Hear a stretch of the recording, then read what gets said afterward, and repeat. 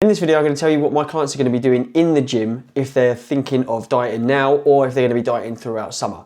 In the previous video, which you can find here, I went over things that they're going to be doing outside of the gym. So if you haven't watched that one already, make sure you watch that as well. But when it comes to getting leaner and wanting to have that beach body, feeling more confident on the beach without your clothes on, or around the pool, in the beer gardens, around a barbecue, whatever, you want to make sure that you have some visible muscle and you have lower levels of body fat. In order to do that, you obviously need to make sure that you're in a deficit and you've dieted enough to be able to see that. So the first thing is you want to make sure that you've given yourself enough time to do that. But if you haven't and you are short on time and you're panicking a little bit thinking, oh my God, how lean can I get?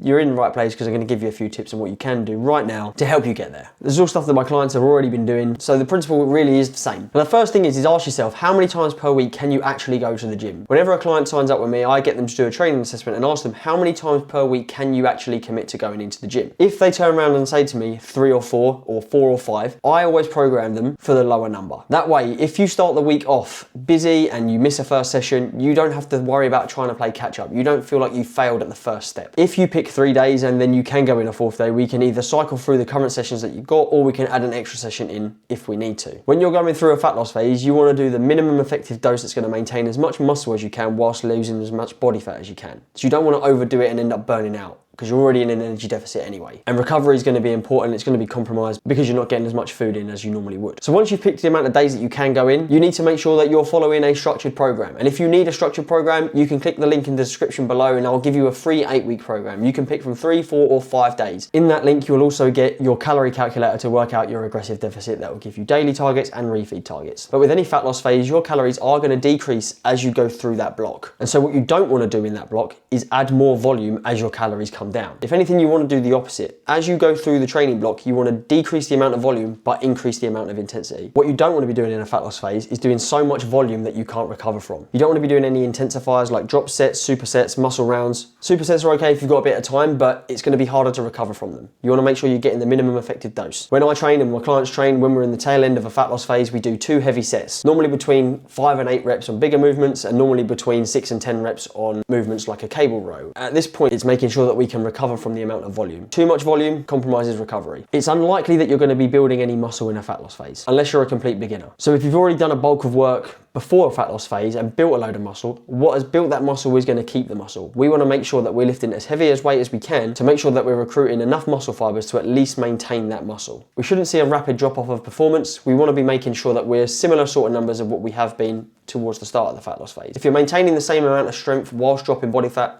you're doing the right thing. This is all explained in the program that you can download using the link in the description. And the third thing you want to do is make sure that you're actually logging the workouts. There's no point having these sets and reps if you're not going to use them as a gauge for strength. It's no good saying to yourself, oh, I can remember what I did last week. No, you can't. I tried it for years. As soon as you start logging your workouts down, your performance will improve, and then it doesn't matter how you feel, you know what numbers you've got to hit. Gamify it, challenge yourself, make sure you're trying to beat your numbers every single time. The other thing with your program is making sure that you're not doing so many exercises that you can't recover from. You don't want to be doing sessions that have 8 or 9 exercises in it. You want to be doing 2 sets, 5, 6 exercises, gets you in, gets you out. You're not going to be in the gym for hours on end. You'll be in and out in 40 minutes max. Remember, fat loss comes down to what happens outside of the gym, not inside of the gym. So inside of the gym, we want to make sure that we're doing as little as we can to get the most out of that session. We can then add volume and add intensity and add intensifiers and all that stuff afterwards when we're in the strength phase and we pull food up and we can recover better. The other thing you can do whilst you're in the gym, especially if you have a sedentary job and you can't get your steps in, is add some post-workout cardio in. It doesn't need to be anything fancy. Normally what I program for clients is a incline walk on a treadmill, low pace, low intensity, and I set them a target of 150 calories on that machine. That way, they have a calorie target to hit rather than a time target. If they have a time target, they could run that time, they could walk that time. If you're walking for half an hour or running for half an hour, there's no way of measuring that. Whereas if we set a 150 calorie target on the machine, you can walk it, run it, roly-poly it, whatever. However you want to do it, doesn't matter. Pick any machine you like, that way you can manage it and measure it. There's simple things that you can do, and if I was to